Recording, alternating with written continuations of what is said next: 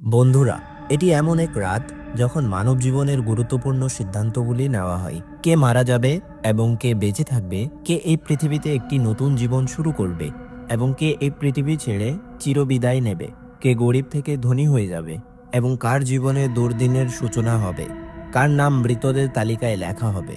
আজকের এই বিশেষ ভিডিওতে আমরা আপনাকে জানাবো শবে বরাতের প্রকৃত সত্য কি, এই রাতে কেন আমলনামা পরিবর্তিত হয় এবং এই রাতে মানুষের সম্পর্কে কি কি সিদ্ধান্ত নেওয়া হয়, এবং আল্লাহ না করুক আমাদের নামও মৃতদের তালিকায় লেখা হয়ে থাকে, তাহলে আমাদের কি করা উচিত। এই রাতে কতজন মানুষের মাগফিরাত করা হয় এবং কারা সেই দুর্ভাগা মানুষ যাদের মাগফিরাত করা হয় না। রাসূলুল্লাহ সাল্লাল্লাহু আলাইহি ওয়াসাল্লাম এই রাতে কোন কোন আমল করার নির্দেশ দিয়েছেন এবং একজন মুসলমান হিসেবে আমাদের এই রাত কিভাবে কাটানো উচিত, কুরআন ও হাদিসের আলোকে এই সব প্রশ্নের উত্তর আমরা আপনাকে এই ভিডিওতে জানাবো। আপনাদের কাছে বিনীত অনুরোধ, এই ভিডিওটি শেষ পর্যন্ত দেখবেন। দর্শক বৃন্দ, শাবান মাসের 15তম রাতকে শবে বারাত বলা হয়, যেখানে সব অর্থ রাত এবং বারাত অর্থ মুক্তি পাওয়া।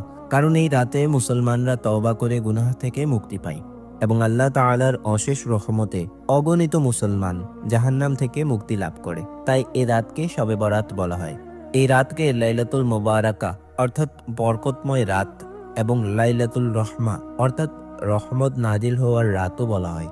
হযরত আতা বিন ইয়াসার রাহিমাহুমুল্লাহ বলেন, শাবান মাসের 15তম রাতে আল্লাহ তাআলার মালাকুল মাউত অর্থাৎ মৃত্যুর ফেরেশতাকে একটি তালিকা দিয়ে আদেশ দেন, যাদের নাম এতে লিখে দেওয়া হয়েছে, আগামী বছর নির্ধারিত সময়ে তাদের আত্মা কেড়ে নিও। এই শাবান মাসে মানুষের অবস্থা এমন হয় যে কেউ বাগানে গাছ কাটার চিন্তায় ব্যস্ত থাকে, কেউ বিয়ের প্রস্তুতিতে মশগুল থাকে, কেউ বড় বড় অট্টালিকা ও বিলাসবহুল ঘরবাড়ি নির্মাণে ব্যস্ত থাকে, অথচ তাদের নাম মৃতদের তালিকায় লেখা হয়ে গেছে। 15 শাবানুল মুআজ্জম এর রাত এক অত্যন্ত গুরুত্বপূর্ণ রাত। এই রাতে মানুষের আমলসমূহ আল্লাহ আযজা ওয়া জাল্লার দরবারে পেশ করা হয় এবং আগামী বছরের বিধান নির্ধারিত হয়। এই রাত কে জানে কার ভাগ্যে কি লেখা হবে। তাই জাহান্নামের আগুন থেকে মুক্তি পাওয়ার জন্য বেশি বেশি আস্তাগফিরুল্লাহ পড়া উচিত। মায়েশা সিদ্দিকা রাদিয়াল্লাহু তাআলা আনহা বলেন, রাসূলুল্লাহ সাল্লাল্লাহু আলাইহি ওয়াসাল্লাম ইরশাদ করলেন, তুমি কি জানো শাবান মাসের 15তম রাতে কি ঘটে? হে আল্লাহর রাসূল সাল্লাল্লাহু আলাইহি ওয়াসাল্লাম, আপনি বলুন। তিনি বললেন, আগামী বছর যারা জন্মগ্রহণ করবে তাদের নাম এই রাতে লেখা হয়, যারা মারা যাবে তাদের নামও এই রাতে নির্ধারণ করা হয় এবং এই রাতে মানুষের রিজিক অবতীর্ণ করা হয়। প্রিয় বন্ধুরা, এই রাতে মানুষের জীবন মৃত্যুর সিদ্ধান্ত নির্ধারিত হয়ে যায়, অথচ মানুষের অবস্থা এমন হয় যে তারা দুনিয়ার ব্যস্ততায় মগ্ন থাকে। কেউ নিজের ব্যাংক ব্যালেন্স বাড়ানোর চিন্তায় থাকে, কেউ প্রাসাদ বা বিলাসবহুল বাড়ি নির্মাণে ব্যস্ত থাকে, কেউ বিয়ের প্রস্তুতিতে মশগুল থাকে, কিন্তু তারা জানেই না যে তাদের নাম মৃতদের তালিকায় লেখা হয়ে গেছে। হযরত ওসমান বিন মুহাম্মদ রাদিয়াল্লাহু আনহু হতে বর্ণিত, রাসূলুল্লাহ সাল্লাল্লাহু আলাইহি ওয়াসাল্লাম ইরশাদ করেছেন, এক শাবান থেকে পরবর্তী শাবান পর্যন্ত মানুষের জীবনের মেয়াদ নির্ধারণ করা হয় এই রাতে। এমনকি মানুষ বিয়ে করে সন্তান জন্মগ্রহণ করে, অথচ তার নাম ইতিমধ্যেই মৃতদের তালিকায় লেখা হয়ে গেছে। শবে বরাতের আরেকটি বিশেষত্ব হলো আল্লাহ তাআলা এই রাতে অসংখ্য মানুষকে ক্ষমা করে দেন। একটি বর্ণনায় এসেছে, শাবান মাসের 15তম রাতে আল্লাহ তাআলা বনু কলব গোত্রের ছাগলের পশমের সংখ্যার সমান উম্মতে মুসলিমার মাগফিরাত করেন। মায়েশা সিদ্দিকা রাদিয়াল্লাহু তাআলা আনহা বলেন, এক রাতে আমি লক্ষ্য করলাম রাসূলুল্লাহ সাল্লাল্লাহু আলাইহি ওয়াসাল্লাম আমার পাশে নেই। আমি রাসূলুল্লাহ সাল্লাল্লাহু আলাইহি ওয়াসাল্লামকে পাশে না পেয়ে তাকে খুঁজতে বের হলাম। তখন আমি দেখলাম আপনি সাল্লাল্লাহু আলাইহি ওয়াসাল্লাম জান্নাতুল বাকি কবরস্থানে উপস্থিত আছেন। রাসূলুল্লাহ সাল্লাল্লাহু আলাইহি ওয়াসাল্লাম আমাকে দেখেই বললেন, তুমি কি ভয় পেয়েছো যে আল্লাহ তাআলা ও তার রাসূল সাল্লাল্লাহু আলাইহি ওয়াসাল্লাম তোমার প্রতি অবিচার করবেন? তিনি বললেন, হে আল্লাহর রাসূল সাল্লাল্লাহু আলাইহি ওয়াসাল্লাম, আমার মনে হলো হয়তো আপনি অন্য কোনো সহধর্মিনীর কাছে গিয়েছেন। তখন রাসূলুল্লাহ সাল্লাল্লাহু আলাইহি ওয়াসাল্লাম বললেন, নিশ্চয়ই আল্লাহ তাআলা শাবান মাসের 15তম রাতে নিজ মহিমার উপযোগীভাবে দুনিয়ার আকাশে নেমে আসেন এবং বনু কলব গোত্রের ছাগলের পশমের সংখ্যার চেয়েও অধিক সংখ্যক মানুষকে ক্ষমা করে দেন। হযরত আবু বকর সিদ্দিক রাদিয়াল্লাহু তাআলা আনহু হতে বর্ণিত, রাসূলুল্লাহ সাল্লাল্লাহু আলাইহি ওয়াসাল্লাম বলেছেন, শাবান মাসে 15তম রাতে আল্লাহ তাআলা দুনিয়ার আকাশে নেমে আসেন এবং সকলকে ক্ষমা করে দেন, তবে মুশরিক যে আল্লাহর সাথে শিরক করে ও বিদ্বেষ পোষণকারী যে হিংসা বিদ্বেষ লালনকারী ব্যতীত। অন্য এক স্থানে রাসূলুল্লাহ সাল্লাল্লাহু আলাইহি ওয়াসাল্লাম বলেছেন, শাবান মাসের 15তম রাতে আল্লাহ তাআলা তার রহমত ও করুণার দ্বারা সমগ্র সৃষ্টিকে ক্ষমা করে দেন, তবে মুশরিক ও বিদ্বেষ পোষণকারী ছাড়া।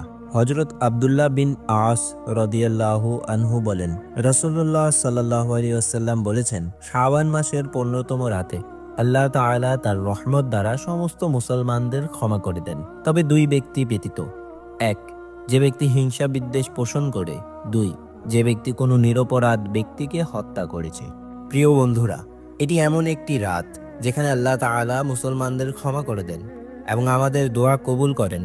হযরত উসমান রাদিয়াল্লাহু তাআলা আনহু হতে বর্ণিত, রাসূলুল্লাহ সাল্লাল্লাহু আলাইহি ওয়াসাল্লাম বলেছেন, যখন শাবান মাসের 15তম রাত আসে তখন আল্লাহ তাআলার দয়া ও অনুগ্রহের দরজা এই রাতে ঘোষণা করা হয়। আছে কি কেউ যে আমার কাছে ক্ষমা প্রার্থনা করবে, আমি তাকে ক্ষমা করে দেব। আছে কি কেউ যে আমার কাছে কিছু চাইবে, আমি তাকে তা দিয়ে দেব।